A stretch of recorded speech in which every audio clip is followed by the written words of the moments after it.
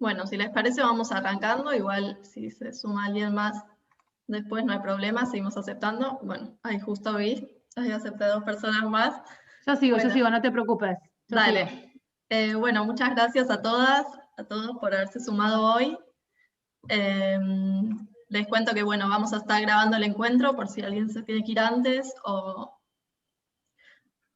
quiere compartirlo después, les vamos a estar mandando la grabación.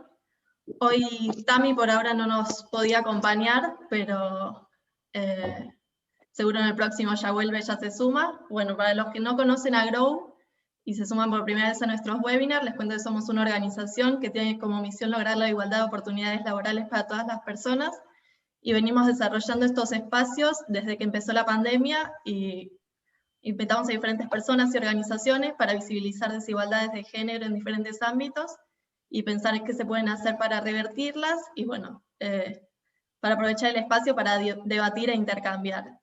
Este webinar lo pensamos especialmente porque ahora el 25 de abril es el Día Internacional de las Niñas en las TIC y bueno, nos pareció un tema clave para abordar la violencia de género a través de la tecnología y nuestra invitada especial hoy es Sandra Chajer, que ella es licenciada en Ciencias de la Comunicación con especialización en Género y Derecho, es presidenta de la Asociación Civil Comunicación para la Igualdad y directora del Diploma de Comunicación, Género y Derechos Humanos, dictado por Comunicación para la Igualdad, con cocertificación de la Comisión Interamericana de Mujeres de la Organización de Estados Americanos. Además, es docente de la Universidad Nacional de Buenos Aires, y bueno, y también nos acompaña Georgina Stico, que es cofundadora y directora de Grow, y bueno, ahora los dejo con ella para presentar un poco más el espacio y cualquier cosa que quieran decir, comentar, preguntar, pueden dejar las preguntas por el chat y se las vamos leyendo a Sandra y las vamos recuperando. Dale, gracias, Tali. Bueno, mil gracias, Sandra, por acompañarnos hoy. Es un placer tenerte acá y siempre es un placer escucharte. Y la verdad que vienen haciendo un montón de informes súper interesantes y cuando empezamos, nos acercamos a vos, creo que habíamos leído uno y después leímos otro y después leímos otros, así que sé que no nos va a alcanzar con un solo encuentro, pero bueno, para dar como una idea. Así que nada, sos una gran mentora para nosotras también. Gracias a ustedes por la invitación, Georgie y Thalía, a las dos y por permitirnos compartir un poco de lo que venimos aprendiendo nosotras también, porque la verdad es que este era un tema que, digamos, nosotras no veníamos originalmente de ahí, veníamos de medios tradicionales, después pasamos a las TICs un poco como todo el mundo va entrando a la investigación de las TICs a partir sobre todo de las redes sociales, ¿no? Y de todos los desafíos que nos presentan. Y ahí empezaron a surgir como la posibilidad de hacer algunas investigaciones, así que gracias por la posibilidad de compartirlas. No, dale, buenísimo. Y aparte me diste el pie perfecto, porque justamente una de las primeras preguntas tiene que ver con eso, ¿no? Una de las investigaciones que ustedes hicieron fue sobre cuáles eran las manifestaciones de violencia que se daban dentro de las redes sociales. Y por qué este tema a nosotros nos importaba, y hago esta breve introducción y ya te dejo a vos, es como que siempre escuchamos hablar en este mes sobre la importancia de trabajar con las mujeres, de promover que las mujeres estén en la tecnología, ¿no? Como ámbitos laborales, por un lado. Por otro lado, nos perdemos esta cuestión de que todas y todas debemos tener capacidades y habilidades digitales para hacerlo cualquier cosa que hagamos, pero ¿qué tanto nos ponemos a hablar del costo que tiene esa inclusión, ¿no? De cómo esos entornos en los cuales se nos está invitando a incluirnos no se modifican y tienen actitudes violentas igual que otros ámbitos o distintas a otros ámbitos. Entonces ahí va como la primera pregunta. En esas investigaciones que hicieron ustedes, bueno, ¿cuáles fueron esas manifestaciones que encontraron y qué diferencias ves en función de otros medios de comunicación? Sí, nosotras hicimos concretamente 2 investigaciones, ahora después cuando se alivie un poco mi parte y la gente empieza a preguntar, yo las pongo los links así cada quien accede. Que, digamos, para también explicar que cuando vos te pones a investigar un tema, te pones a investigar lo que hay sobre el tema escrito antes que vos te hayas puesto a investigar.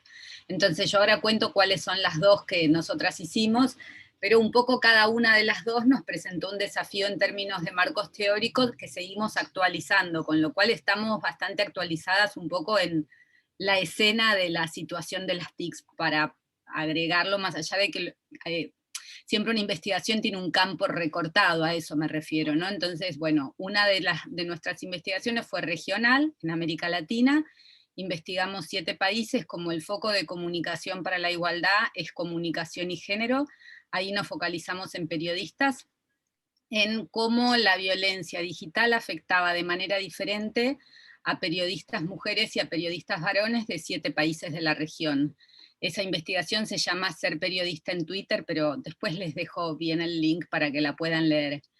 Y ahí nosotras teníamos, en las 2 investigaciones que hicimos, teníamos 2 fuentes de información. Esto también es interesante porque, como todo lo que es la escena de la Big Data, permite un acercamiento a los datos que es diferente a cómo investigábamos tradicionalmente. Entonces nosotras usamos una metodología más tradicional en los 2 casos. Digo de qué es la otra, así después explico la metodología. La otra, que se llama, esperen que les digo bien el nombre, ¿es posible debatir en medio de discursos de odio? Ese es como el título, como es un título largo, y esa está focalizada en el Cono Sur. Y ahí lo que buscamos era ver cómo los discursos de odio, porque nosotras ya veníamos investigando un poco la comunicación de los grupos antigénero o grupos antiderechos, como se lo llama.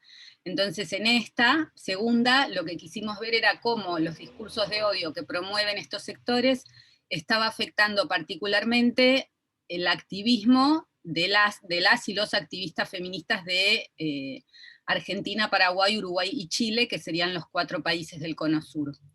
Entonces, explicado esto, las metodologías fueron las mismas en las 2 investigaciones y fueron 2.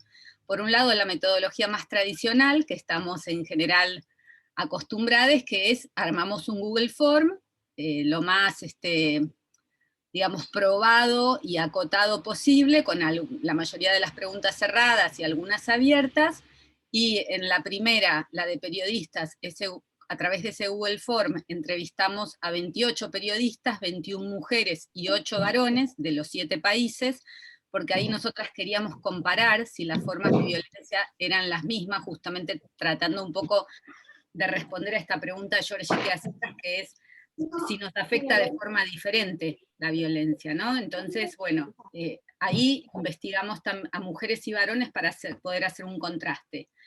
Y en la otra también usamos un Google Form y entrevistamos a 24 activistas feministas de estos 4 países, 6 por país. Esa era una fuente de información. Y la otra fuente, que ahí contratamos a terceros, porque es algo que nosotras no sabemos hacer, y hasta donde yo sé hay pocos equipos todavía especializados, es esto de usar el software para analizar una gran cantidad de datos, ¿no? Es como el famoso análisis de Big Data. No me pregunten qué programas se usan, desconozco por completo. En cada caso trabajamos con un equipo distinto. En el de los 7 países y periodistas trabajamos con un equipo de Colombia, una organización que se llama Linterna Verde, y acá en el del Cono Sur trabajamos con el equipo de Luciano Galup, que se llama Menta Comunicación, la consultora. En los 2 casos ellos lo que hacen es, a partir de un requerimiento acordado mutuamente, buscar información. En nuestros casos, nosotras en los 2 casos fuimos a Twitter, nos interesaba Twitter como espacio de activismo. Igual, por ejemplo, un dato que nos sorprendió, y esto lo paso también como know-how, es que en la segunda, la de activismo feminista, a través del Google Form nosotras preguntábamos cuáles de las redes sociales que usaban, cuáles eran las que usaban para activismo, más allá del uso personal.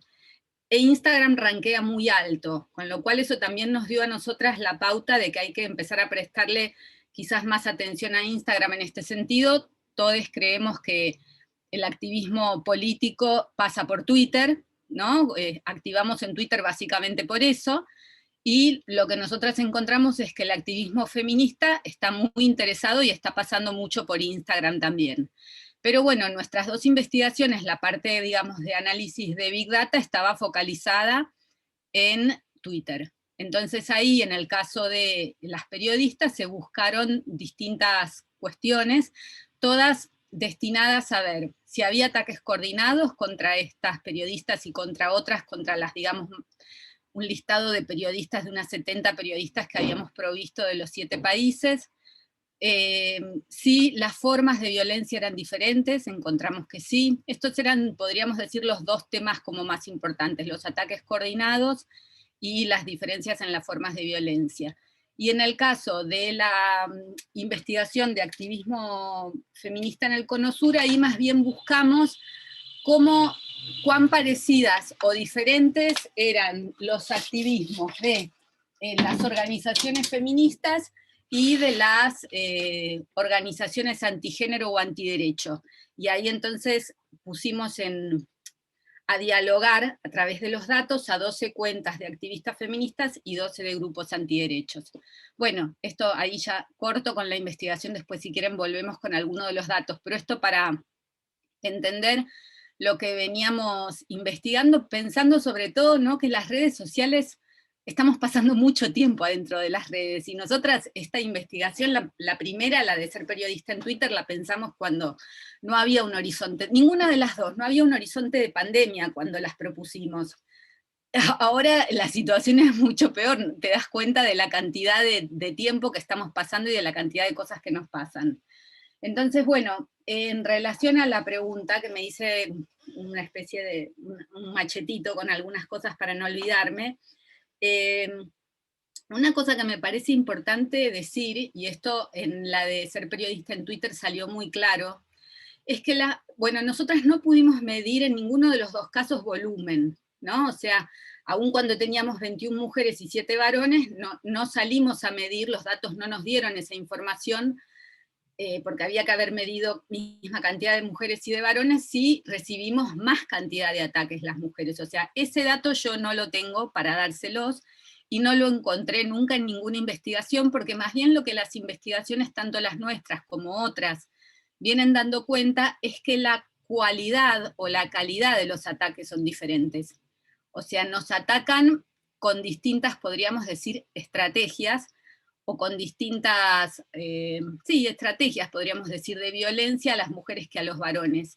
Nosotras, por ejemplo, encontramos que a las mujeres periodistas y a los varones periodistas se los ataca por sus posicionamientos vinculados a temas políticos, de cobertura, y a los posicionamientos políticos que tienen en relación a muchos temas de la vida, son personas públicas, con lo cual están como muy en la mira. Dentro de eso no registramos que hubiera un mayor ataque hacia las mujeres, aunque vuelvo a decir, no salimos a medir especialmente esto, pero sí encontramos que era diferente. Entonces les voy a dar algunas características. Comparando, sí, las agresiones, se encontró un 10% más de menciones que ponen en duda la capacidad intelectual de las mujeres periodistas en relación a los varones periodistas. Un 20% más de expresiones sexistas también, ¿no?, vinculando mujeres y varones. Y un 30% más de comentarios vinculados a la apariencia física. ¿Se acuerdan que eran 7 países? 2 de esos países eran Argentina y Uruguay. Donde hay más comentarios vinculados a la apariencia física es en Argentina y Uruguay. Incluso más que en México, que podríamos decir es un país sexista. Una tiene la imagen, ¿no?, la fantasía de que quizás los países centroamericanos pueden ser más machistas, etc. Bueno, los comentarios más sexistas los teníamos acá en el Cono Sur. Sandra, ahí te tengo un segundo, pero me parece como, como muy relevante esto también que encontraron, porque tiene que ver con cómo deslegitimás al otro, ¿no? Entonces, desde esta lectura parece que, claro, al varón no puedes deslegitimarlo poniendo en juego su masculinidad, entonces simplemente hablas de él como persona y como profesional, ¿no? En función, como persona en función, digo, lo que es, como decías vos, dentro de la esfera pública y tiene que ver con la opinión, con lo intelectual.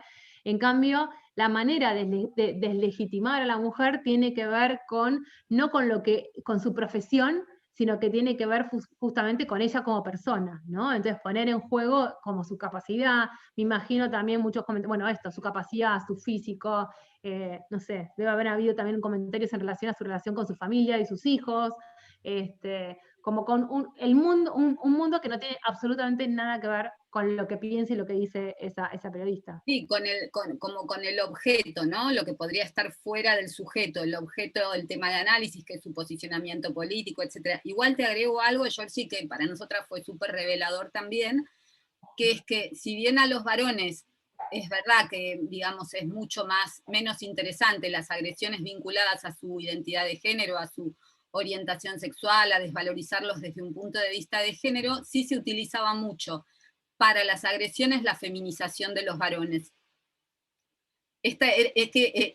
Vuelve a ser un tema de género, o sea, se los agredía feminizándolos, o si hubiera en alguno de los varones algún componente de su identidad de género, de su expresión de género, que una no los conoce, ¿no? Pero quizás quien está en ese país sí, porque los ve en programas de televisión, etcétera. Bueno, eso era súper reforzado a través de las agresiones. O sea que el tema género, o les agredían a las madres, esta era otra cuestión, como la violencia hacia las madres pensando que así los atacaban a ellos, ¿no? Bueno, esto estaba presente. Y una cosa que quería agregar, que me parece súper importante y que después se repitió en la de activismo feminista, obvio, como un centro, es que estas 21 periodistas no eran periodistas que cubrían género, eran periodistas al revés. Nosotras hicimos como una búsqueda de periodistas que cubrían todos los temas, desde temas quizás menos trascendentes hasta políticas, periodistas muy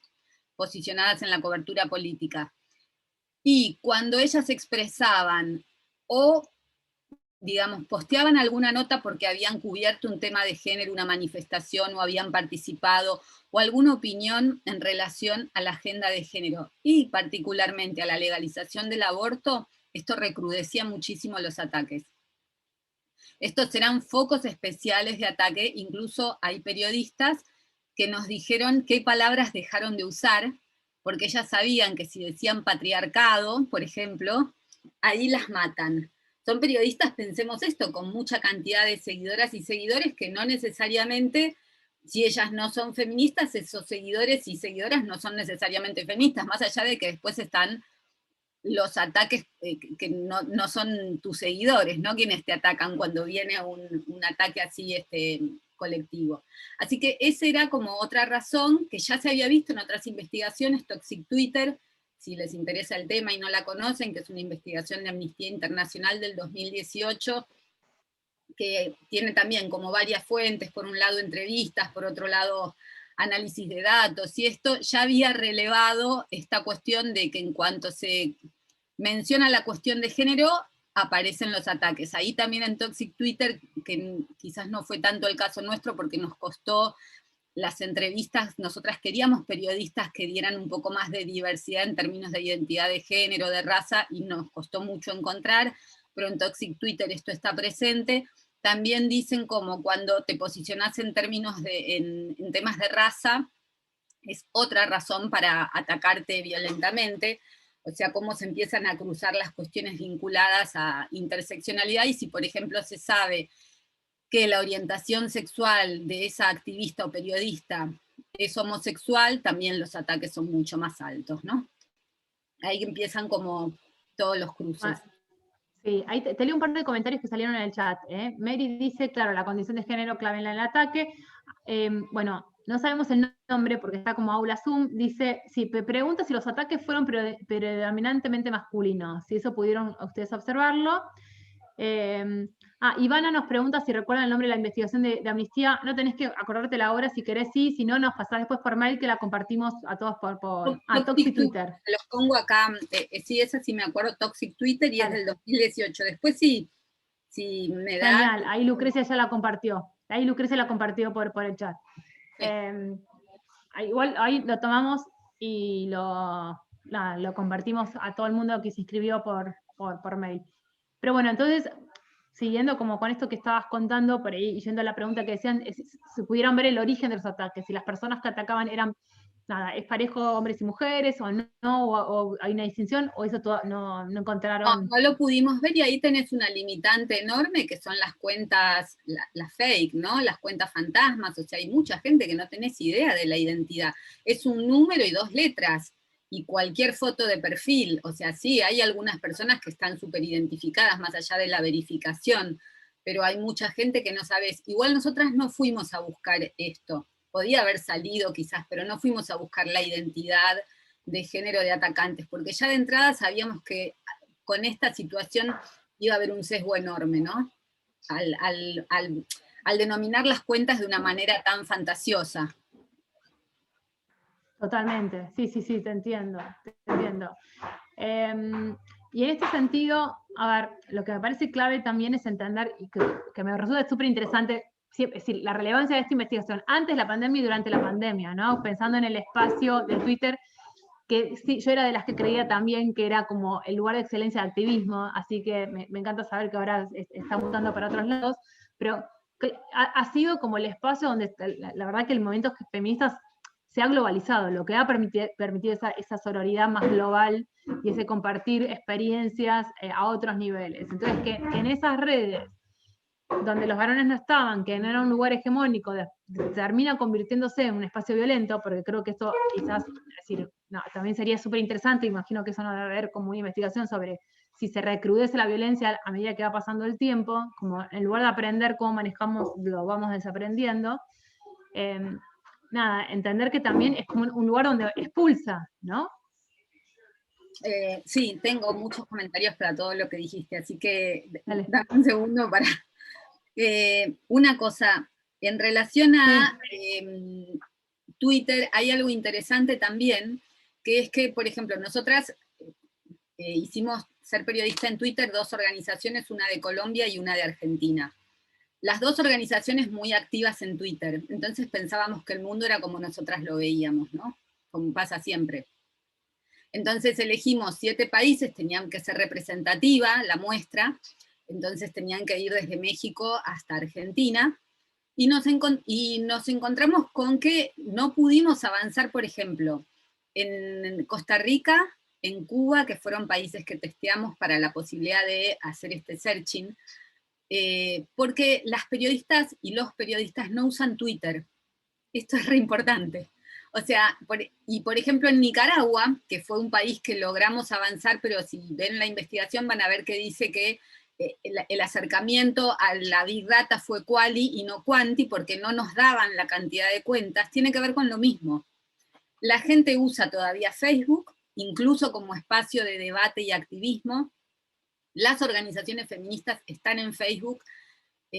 No sé, yo abandoné Facebook hace como 3 años, ¿no? Y estoy ahí, tengo mi perfil y todo, pero no entro nunca. Y veo esa migración similar en Argentina, en la mayoría de la gente que me rodea, vinculada a comunicación, sobre todo quizás más joven que yo. Esta no es la realidad de otros países. O sea, y cuando hicimos la segunda investigación, la del Cono Sur, ahí van a poder ver que Twitter es muy activo en Argentina y Chile, y son muy activas las periodistas, las activistas de Argentina y Chile, y en cambio es mucho menos activo en Uruguay y Paraguay. Y tienen otras características diferentes. Nosotras siempre que haces estas investigaciones, para la gente que hace Big Data y vos le pasas cuentas, te ponen unos requerimientos de cantidad de seguidoras y seguidores. Te dicen, las cuentas que me das para investigar tienen que tener un mínimo de, en el caso de Ser Periodista en Twitter, creo que eran 2000.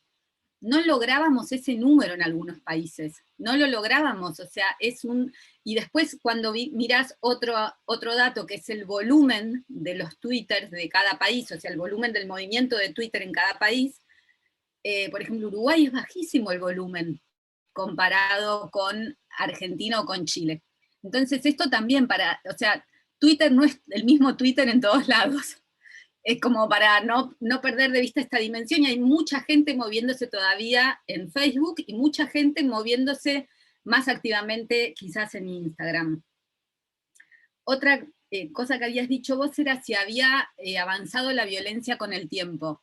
Ese era un punto que a nosotras, cuando investigamos sobre el activismo feminista, sí nos interesaba un montón, porque como nuestra relación, ahí nosotras sí teníamos una hipótesis sobre la violencia, que es que venía de grupos antigénero, en el caso específico de activistas feministas. Y sí, una de las preguntas era esa, y la respuesta era que sí, que en los últimos 2 años la violencia aumentó en redes sociales, y acusaron mucho más recibo del aumento les activistas trans, digamos, más que quienes no eran trans. O sea, como que hubo más ataques, o por lo menos se focalizó más el ataque hacia estas personas. Y creo que había habido una pregunta que me la salteé, Georgie.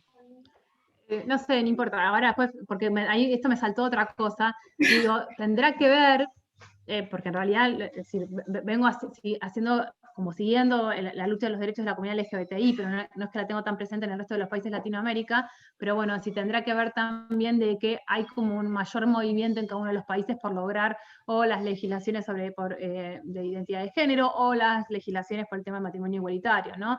Entonces es como poner el tema en agenda molesta y ahí puede ser que se recrudezca, es una hipótesis, ¿no? Que me surge escuchándote. Sí, yo creo que tienen mucho que ver la agenda antigénero de los grupos antigénero, porque tienen el foco puesto en las personas trans. Es uno, así como, digamos, van por derechos sexuales y reproductivos y la limitación en el acceso al aborto, van muy claro también por, digamos, pelear las leyes las posibles leyes que puedan aprobarse en otros países de identidad de género. Tal cual, bueno, tal cual. Es esta movida, ¿no? Es entender qué tema te molesta para que esté en agenda y empezar, bueno, y tomar, qué duro, ¿no? Esa conciencia. En este sentido también, algo que me gustaría preguntarte, me estoy yendo de las preguntas, estoy como mirando las preguntas que hemos dicho y estoy yendo por otro lado. No importa, pero... si no me acuerdo algo, me van a tener que tener paciencia que busco el número, que tengo acá los 2 informes, porque yo me hice el machete de acuerdo a las preguntas, pero vamos. No, perfecto. Pero, y en este sentido, a ver, también, si estuvieron, o parte del estudio implicaba reconocer como alguna manera de, no quiero usar esta palabra, pero la voy a usar ahora, combatirlo, para no seguir en el mismo como ámbito de batalla, de salir de esa metáfora, ¿no? Pero bueno, si pudieron reconocer algunas estrategias, que algunas las dijiste, como esto de decir, cuando comentabas, las personas dejaron de usar la palabra patriarcado, o sabían que cuando usaban determinadas palabras terminaban después reaccionando de otra manera. Pero bueno, ¿qué otras estrategias encontraron que las periodistas o las periodistas podían llegar a usar para bajar este nivel de violencia? Sí, acá a mí me parece importante decir 2 cosas. Por un lado, nosotras encontramos en ser periodista en Twitter, que es cuando comparamos con varones, que los varones tienen, por decirlo de alguna manera, la costra más dura ante los ataques. O sea, lo que decía antes, los atacan de la misma manera, pero se hacen menos problema. O sea, acusan menos una afectación a su subjetividad que las mujeres. Nosotras hacíamos preguntas específicas en el Google Form sobre esto y había una que es la que a nosotras nos preocupaba como comunicadoras, que es cuánto habían sentido que se había visto afectado su derecho a la libertad de expresión. Y esto, digamos, qué indicadores tenía, ¿no? Porque cómo me dice eso. Por ejemplo, a partir de los ataques, habían empezado a postear menos en redes sociales, se habían retirado total o parcialmente. Por ejemplo, acá en Argentina, no sé si ubican, hay una Amnistía Internacional viene investigando mucho las redes sociales y el activismo. Más allá de esta investigación que yo mencioné que es internacional, después sacaron Corazones Verdes y, bueno, 2 investigaciones, una sobre el activismo en torno a la legalización del aborto fuera de las redes y otra sobre el activismo en las redes. Y una de las testimoniantes es Mariana Iglesias, no sé si la ubican, periodista de Clarín, es la editora de género de Clarín, y Mariana cuenta en esa investigación que, por ejemplo, ella recibió tantos ataques durante la cobertura del 2018 del proyecto de legalización que, bueno, en el diario le dieron a elegir todo, digamos, ¿querés dejar la cobertura? Y ella dijo, no, yo la cobertura la mantengo, pero sí me retiro de Twitter, ¿no? Entonces nosotras, sabiendo que como el caso de Mariana y muchos otros, porque Toxic Twitter también lo cuenta, hacíamos esta pregunta específica, ¿qué hiciste a partir de los ataques? Bueno, las mujeres decían que se había visto afectada su libertad de expresión en un 75% de los casos y los varones en un 68%. O sea, las mujeres denunciaban más afectación. ¿Cómo? Cerraban las cuentas, se retiraban por un tiempo, posteaban menos, limitaban los posteos, como esta periodista que les dije, dejaban de usar de determinadas palabras. O sea, ponían en juego, bueno, otra estrategia, que esta también nos preocupa mucho. Dejan de leer el muro de notificaciones, o sea, leen el muro y dejan de leer las notificaciones. Entonces, ¿qué pasa? estas personas siguen activas en Twitter o en la red que estén, pero ya no tienen diálogos, vos no podés establecer un diálogo con ellas, por más que vos les escribas diciéndoles, me encanta tu trabajo, te re felicito. Como están evitando ver los comentarios violentos, tampoco ven los comentarios positivos.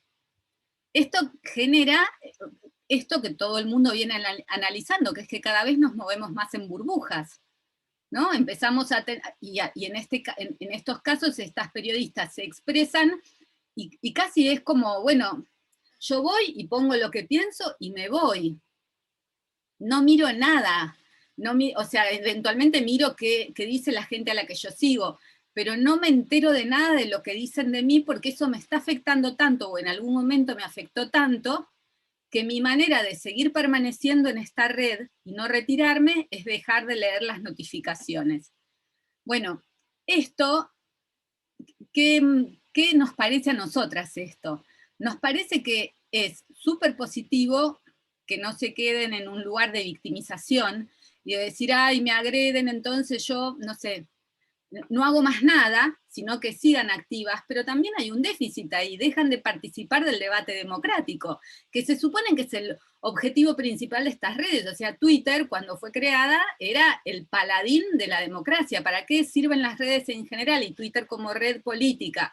En particular, para permitirnos profundizar el debate democrático. El debate democrático, en definitiva, ¿a qué nos va a ayudar?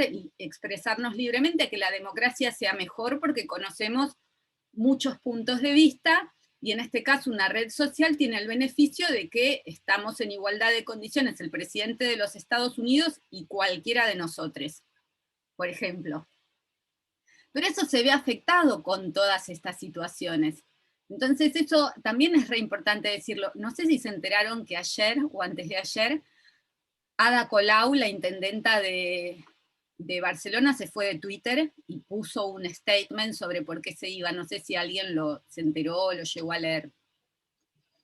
Bueno, acá alguien lo vio, creo, Ignacio.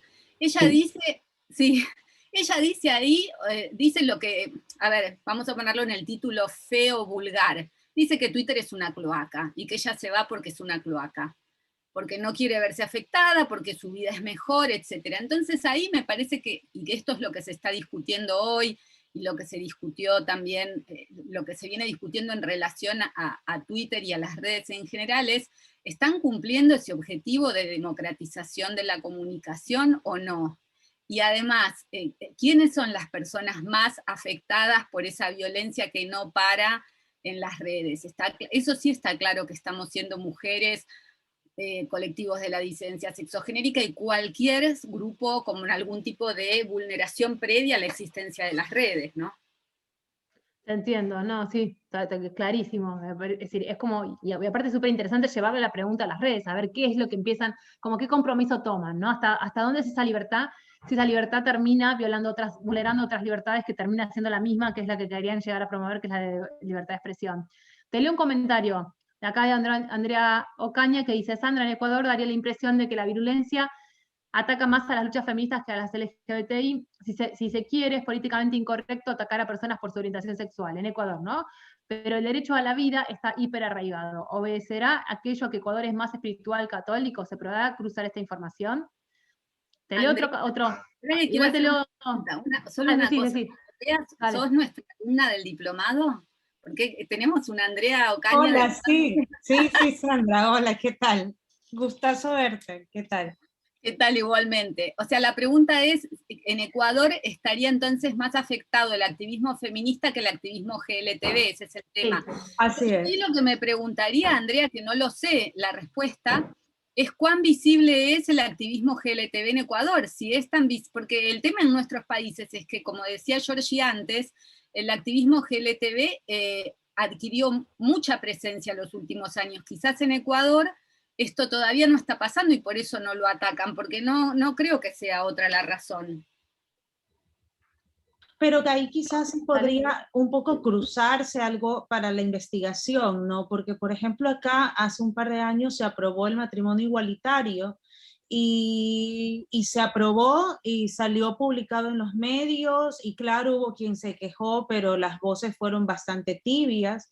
Pero el tema del derecho al aborto por violación, solo por violación, se ha devuelto 3 veces en la Asamblea, con una oposición mediática tradicional y en redes atroz. Entonces, si se quiere, el tema del matrimonio igualitario fue, no sé, fue una lucha bastante importante por la que trabajaron varias décadas las organizaciones LGBTI. Y nada, me da toda la impresión, además desde el aparataje legal, que fue bastante más aceptado y asimilado por la sociedad. Además, si uno ve en las prácticas de los adolescentes, por ejemplo, el tema de la diversidad sexogenérica es políticamente incorrecto, no sé, pues increparlos en el espacio de lo público, y las redes es su espacio también. Entonces, no sé cómo cruzar algo por ahí la información. A ver, ahí me meto un segundo. Yo creo que el tema de la religión en el Big Data va a ser, no sé, es difícil. Puede ser, pero es difícil. Sí, no se puede género, pero habría que hacer como un análisis para entender cómo leerlo, ¿no? Lo que sí, por ejemplo, pensando, y va en línea lo que vos decías, André, justamente hicimos una encuesta sobre violencia laboral, y en uno de los países era Ecuador, y lo que nos había llamado la atención es que eran 4 países los que participaban, que era Ecuador, Panamá, Argentina y Chile. Fue de los países con mayor nivel de personas que dijo ser de la comunidad LGBTI, ¿no? Y eso nos llamó la atención porque digo, como qué nivel de conciencia, ¿no? En este sentido, en relación a esta temática. Entonces puede ser que, bueno, es decir, hay que ver las dinámicas en cada país, a ver cómo se dan.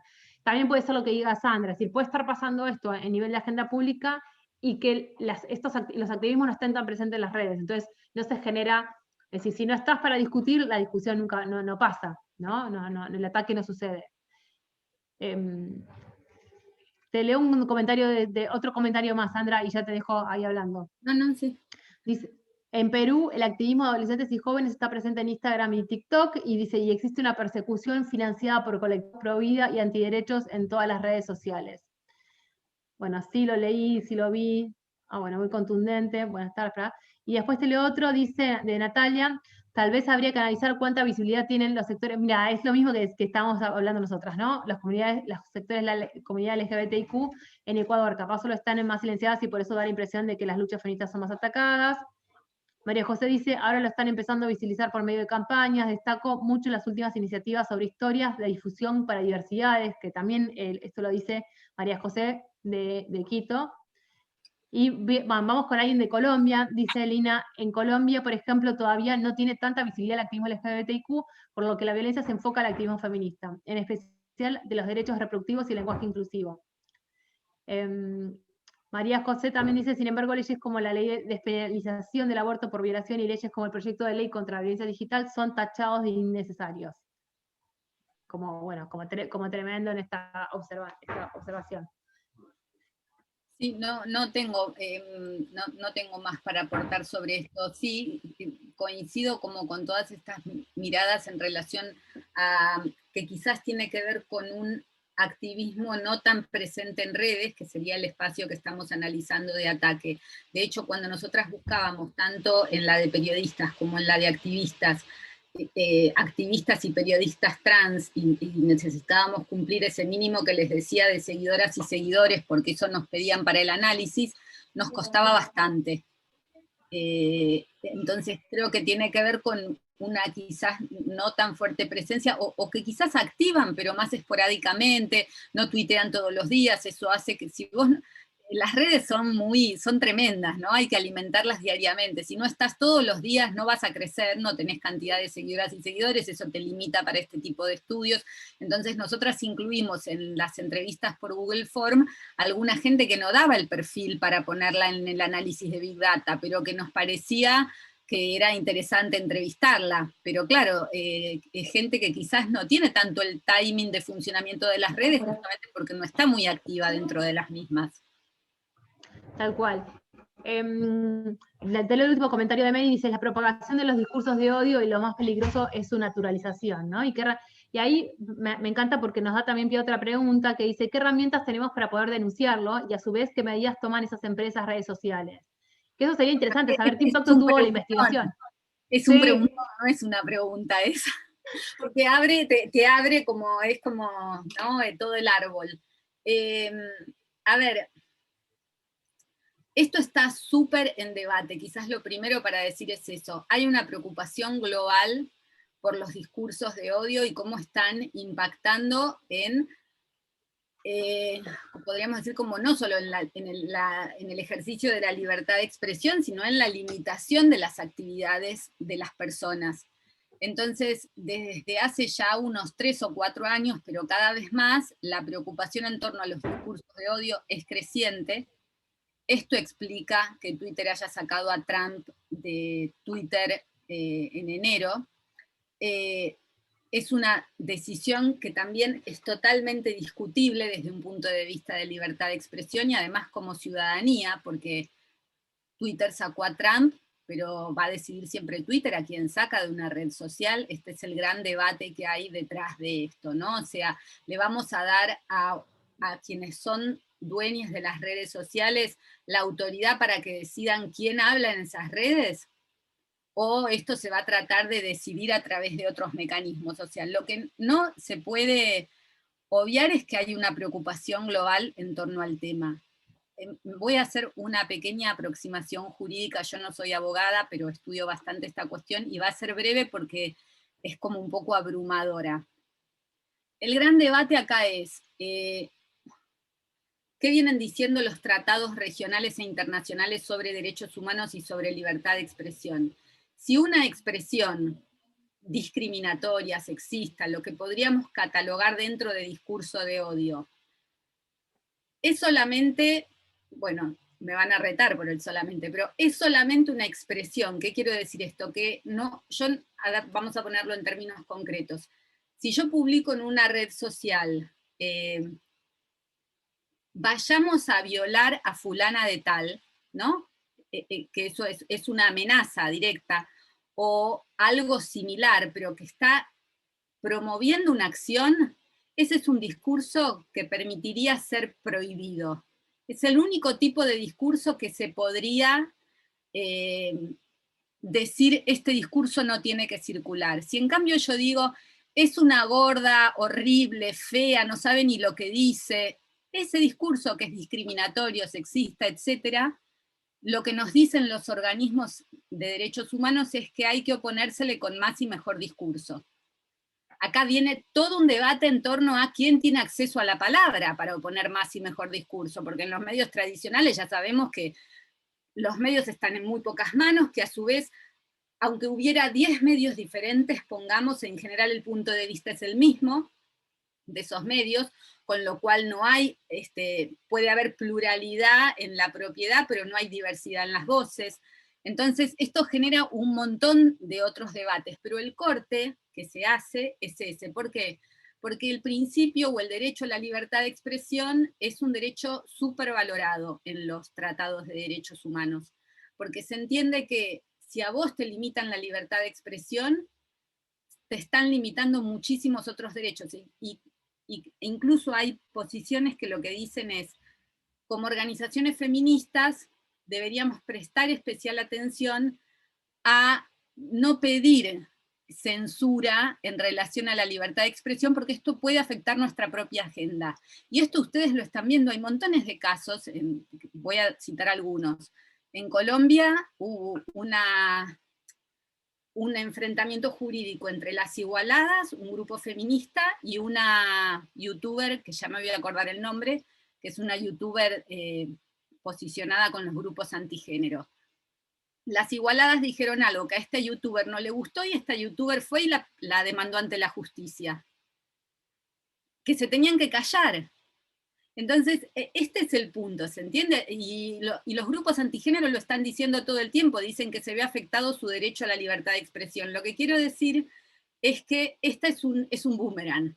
O sea, es algo que va y que viene, y que nos puede afectar también nuestra propia agenda. Yo no tengo la solución, no sé cuál es, sí me parece que desde mi punto de vista hay que trabajar un poco en los consensos, es el consenso del Sistema Interamericano de Derechos Humanos, no se ha expresado mucho en relación con el derecho a la igualdad, que es el límite que se le podría poner a la libertad de expresión. Me parece que ahí podríamos pedir un poco más, ya que tenemos tratados regionales e internacionales de derechos humanos, no puede ser que cualquiera diga lo que se le canta, o que las redes sociales dejen que cualquiera diga lo que se le canta. O sea, me parece que ahí hay que trabajar un poco más, pero esto es lo que está en tensión.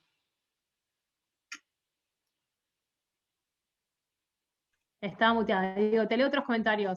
Dice, de hecho tuvimos, Ignacio dice, cuenta que de hecho tuvimos la sanción de la ley 26.522/09 que apuntaba justamente a garantizar la pluralidad de voces y regulaba a los grandes jugadores dueños de multimedios.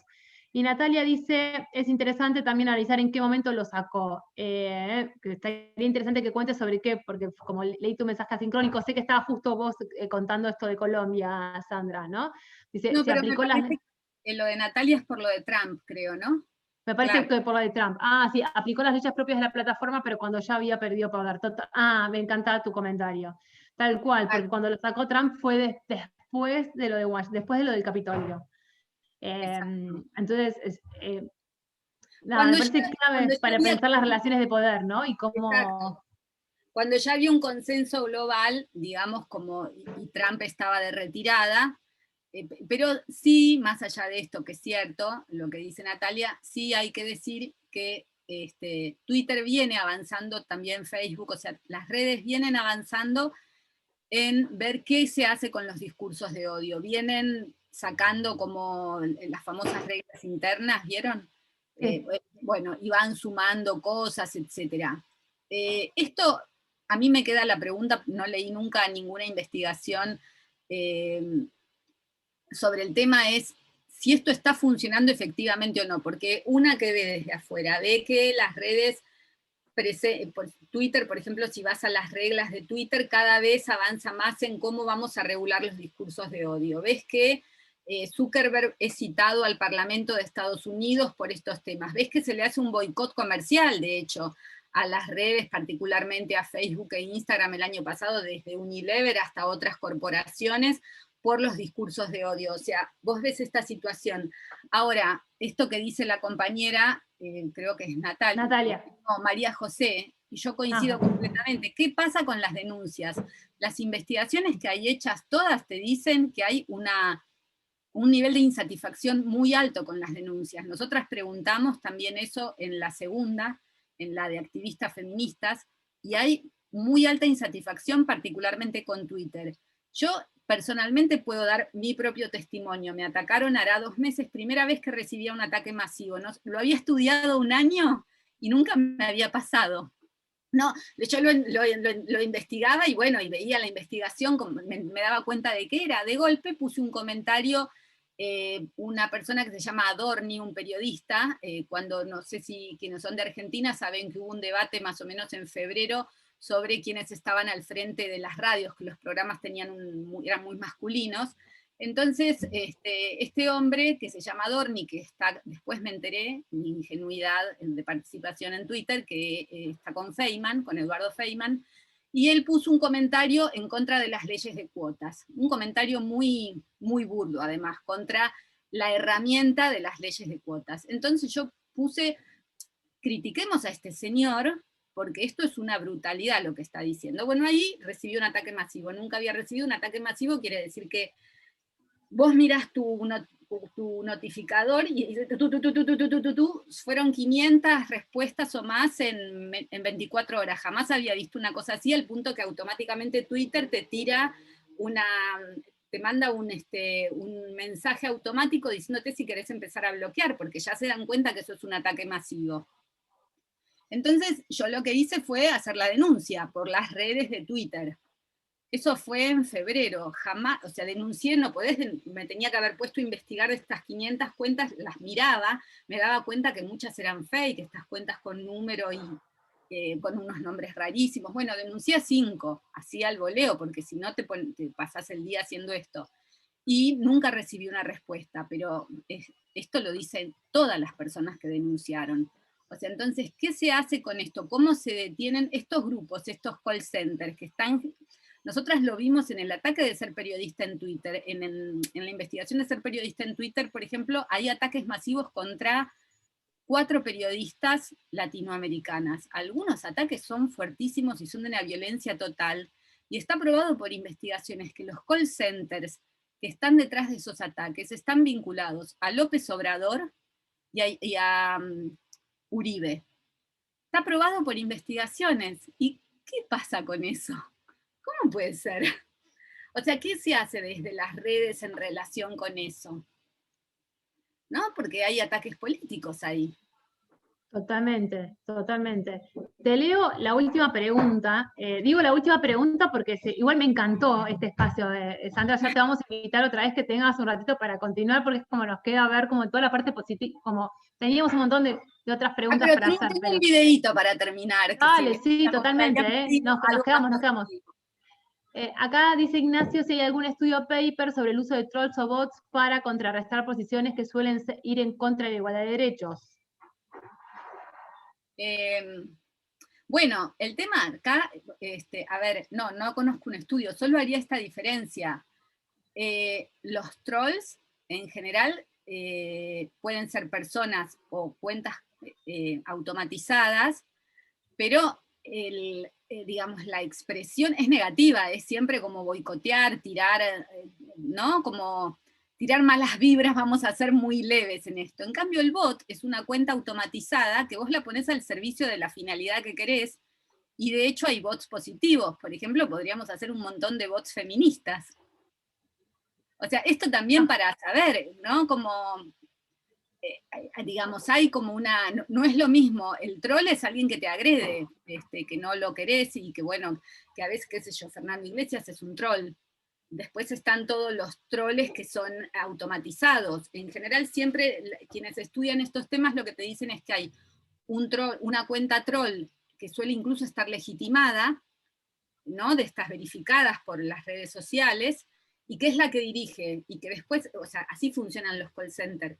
Todo el mundo que está, digamos, detrás de, o que sabe que sí, que está como, podríamos decir, alineado con ese call center, sabe que si Fernando Iglesias va y critica, pongámosle a Mariana Iglesias, el primer nombre que me vino, todas esas cuentas que forman parte de ese call center, que pueden ser trolls o pueden ser bots, tienen que salir a pegarle a la misma persona que Fernando Iglesias, pero en general el líder o la lideresa son personas reales. Entiendo, perfecto. Espera que estoy leyendo porque salieron un montón de cosas. Hola, Pate, porque ahí vi por ahí. Gracias por el mensajito. Una colega de Red Par. Tiene otro encuentro súper interesante, muchísimas gracias. Bueno, te agradecen un montón. A Marisa Antunes dice, uno puede repeler la agresión sabiendo que es una agresión armada, pero logran su propósito. De ahí la importancia de las denuncias, totalmente. Bueno, y creo que esto abre también, me encantó esto que decía, para cuento una cosa de Lucila, que también me parece interesante. Dice, a mí me pasó por comentarle un estado a Horacio Cabac, tuvimos un buen intercambio con Horacio, pero me plagaron de agresiones por mi orientación política y por ser mujer. Es un momento espantoso. Y después, también Marisa que dijo, el problema mayor es que crean tendencia en la opinión pública y son falsas estas respuestas. Claro, bueno, ahí tenés como, bueno, a mí me parece, les voy a dejar, no quiero dejar de mandarles las 2 investigaciones, ahí mando la otra, así ya las pueden como hacer el link y después las ven con tranquilidad.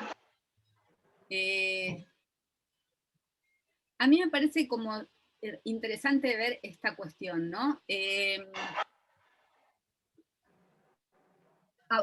Hay gente que está activando en las redes para atacar, o sea, hay gente que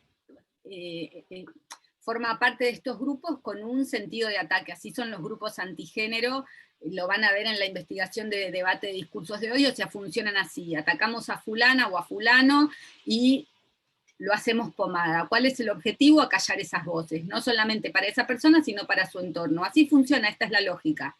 Y si yo logro que vos te calles, esto nos lo decía Julia Mengolini cuando hicimos la investigación de ser periodista en Twitter, dice, a mí me empezaron a atacar hace 10 años, yo soy de las primeras que tuvo Twitter es del 2010, Dice, y cuando a mí me empezaron a atacar, acá, ni acá ni en ningún lado, nadie había investigado todavía que eran los call centers, las bodegas, etcétera, pero yo me daba cuenta que eso era un ataque coordinado, que no era que a mí me odiaba medio mundo, sino que esto era un sistema político puesto al servicio de acallar ciertas voces. Bueno, entonces, esta parte me parece importante. Eso existe, está, y hay grupos. Saber no ser ingenues en relación con eso, esto pasa, pero son intensas, son grupos intensos, muchas veces son, si ustedes se fijan, si alguna vez recibieron un ataque masivo, muchas de las cuentas que las van y los van a agredir tienen 5 o 10 seguidores, o sea, son cuentas que se crean un día, desaparecen a los 4, o sea, es insignificante en relación a su poder real, pero hacen mucho ruido en el momento. Entonces, tener claro que esto es algo que pasa, a mí me gustaría que las redes me dijeran, hay alguien, como me pusieron de co-host, ahí está, ahí vi que me apareció un admitir, digo, como saber que esto existe, pero también pensar que hay mucha gente operando en las redes con posiciones más moderadas, y que tenemos que trabajar con esa gente. Desde mi punto de vista, como yo soy una convencida de que hay que hacer docencia, para que entiendan que el discurso violento hay que aislarlo para que permitan que otras voces sigan funcionando. O sea, ¿qué tenemos que hacer? Las redes, si vos tenés un discurso moderado, no te premian, porque se premian en general los discursos más extremos, ¿no? Así funcionan las redes, sobre todo cuando son discursos extremos negativos. Hay estudios sobre esto, que tienen mucha más viralización los discursos negativos que los positivos. Pero ¿qué pasa con toda esa gente que circula por las redes, que es más moderada y que quizás ve pasar los ataques? Yo creo que tenemos que apelar a esa gente para decirle, mira, ¿a vos te interesan las redes sociales porque nos estamos expresando y comunicando? Bueno, tenemos que salir de alguna manera a aislar los discursos violentos con el rechazo, ¿no? O sea, ¿cómo funciona esto? Diciendo, no, esto no nos gusta, no queremos un tipo violento como Fernando Iglesias empastando todo el debate político. Me parece que hay que apelar un poco a esa gente que está en una posición intermedia, que creo que debemos ser la mayoría acá. Bueno, creo que, ¿no? Sí. Creo que diste varias puntas para estrategias a trabajo, porque una tiene que ver como esta participación que planteas vos, esta articulación con aquellos que también tienen otras posturas en relación a nuestras ideológicas, o bueno, en función de estos temas, pero que frente a la violencia podemos compartir la misma negación, ¿no? Entonces decir, bueno, creo que ahí hay puede ser una buena estrategia. Y la otra creo que también queda, que es más, no sé, de otra mayor articulación, pero vos lo planteaste como otro punto de debate, tiene que ver con, bueno, realmente son los dueños de las empresas, tipo de Twitter, de Facebook, quienes tienen que sacar a la gente, o podemos pensar en algún otro mecanismo para neutralizar estos mensajes y que, bueno, no sé, es difícil, pero creo que se vale otra discusión ahí, ¿no? De cuáles podrían llegar a ser estos mecanismos. Ahí dejo un tip que me lo había notado porque vos me habías mandado la pregunta de qué se hacía, que me parece re importante, que es que, bueno, todas estas instancias de cómo se regulan las redes están implicando foros de debate, ¿no? En muchos niveles. Bueno, yo ahí creo que hacemos falta las feministas. O sea, esto es una apelación. Necesitamos más voces que se comprometan con los temas de regulación de medios, desde medios tradicionales hasta plataformas, y en este caso en particular plataformas, y que empecemos a incidir en esos espacios, porque no hay mucha gente hablando en esos espacios desde el feminismo. Y la verdad es que como Internet tiene toda esta lógica de democratización y todo se debate en foros globales y los foros de gobernanza de Internet, etcétera, bueno, ahí tendríamos que estar todas las personas que tenemos una mirada a favor de la igualdad de género más presentes. Totalmente, totalmente. Sandra, ¿querés pasar el video? Sí. Dale. Es cortito, solo cuento que Tranqui. es de...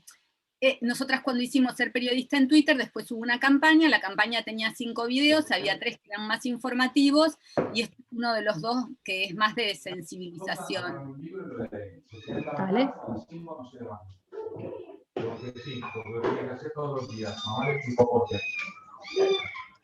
Espero que no escuchen, recién estaba muteada, tengo 2 gatitas bebés y están llorando todos. No, todos los días. Bueno, 2 acá horas, está, hacerlo. si no les iba a poner cualquier cosa. Ahí vamos. Pueden poner los gastos arriba, no me interesa. Se sientan y Ahora tienen que tener... sí. No Bueno, quiero nunca ver hay un más. audio abierto, no sé, igual yo creo que van a escuchar. Ahí va, ¿eh?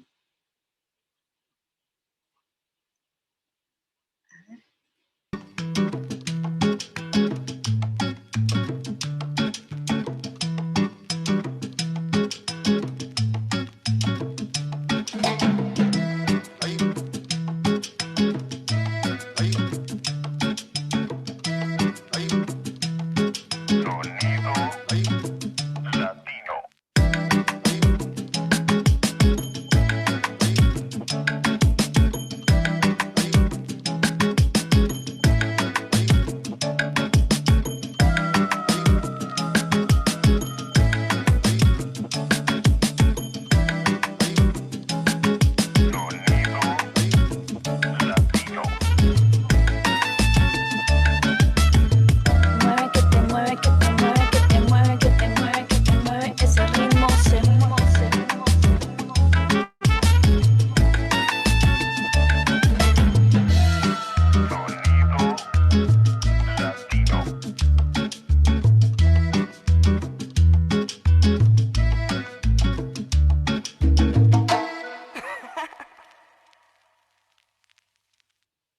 Bueno. Mira, espera, te mando la reacción, que quiero ponerte mis aplausos. Acá, mira, vamos a ponerte así. Nada, Pero Sandra. esto es un poco lo que nosotras pensamos de lo que habría que hacer, ¿no? Como básicamente tratar de convencer a más cantidad de gente de que las redes son importantes para todos y que las tenemos que cuidar. No, está buenísimo y me encanta esa llamada. Y es más, creo que nosotros nos conocimos en una mesa de discusión sobre... Ya te conocía, pero digo, la primera vez que nos vimos fue justamente en una mesa de diputados. Así que por eso escucharte me llevó a ese momento, ¿no? Y cuánto más falta para decir, o eso, ¿no? Dejar espacios, ¿no? Tal cual. Te súper agradezco gracias a que hayas ustedes. compartido esto es maravilloso.